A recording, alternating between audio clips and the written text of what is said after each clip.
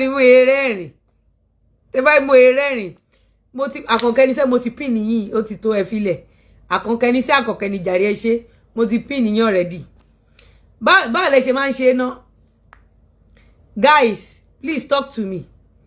those on Instagram can you see me we are really telling your ó dá ìpele yóò ti connect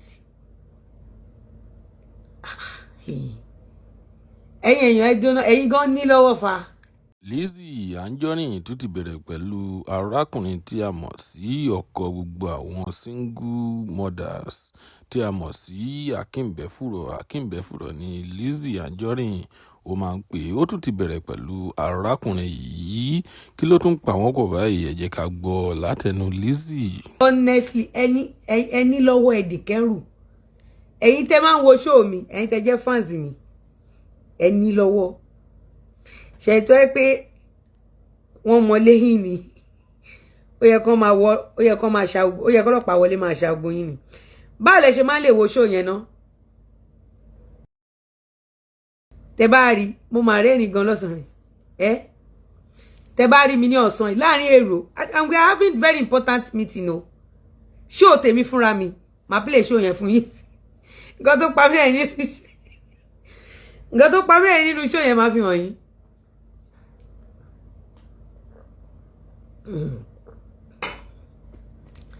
Báwo lẹ ṣe ń cope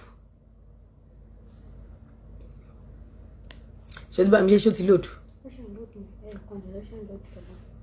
ìkejì ò tí lòdù mo dẹ̀ fẹ́ lo fóònù ilé ìbádìí kí n máa fi léètì ẹ̀ ṣe lọ jẹ́ kí n wò kan náà jẹ́ kí n wò bóyá yẹn màá lòdì rẹ̀ ń bọ̀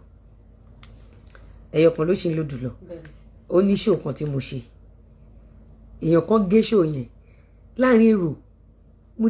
dẹ̀ rẹ́rìn fún ìjábọ́lọ́ mi mo dẹ̀ ṣubú sílẹ̀ lẹ̀ láàrin èrò ní like láàrin àwọn èèyàn nǹkan pamílẹ̀rìn bẹ́ẹ̀ yẹn rí aláàjì wa wò pé kí ló ṣẹlẹ̀ aláàjì wa wò pé kí ló aláàjì wa ṣáàkìmù tún lé aláàjì náà tún wá ń rẹ́rìn aláàjì ní kí ló ṣẹlẹ̀ mú ṣé mọ̀ pé ṣó ti máa ń ṣe yìí àwọn ti máa ń ṣe ṣó fún wọn try o àgẹ̀kẹ́ lomi àwọn ti máa ń ṣe ṣó fún yẹn kán tó wá máa fi airpod gbọ́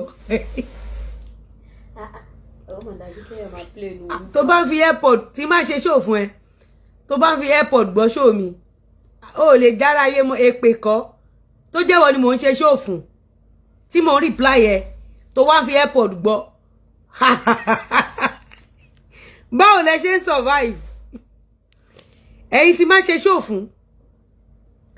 no on a more serious note ṣe rí show tí mo fẹ́ máa play show Àṣàbíkiri náà sìn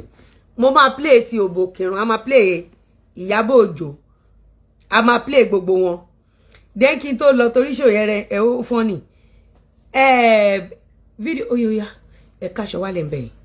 ẹgbẹ́lẹ̀ once and for then sí láìlọ́ nípa show tí mo ṣe lọ́sàn yìí no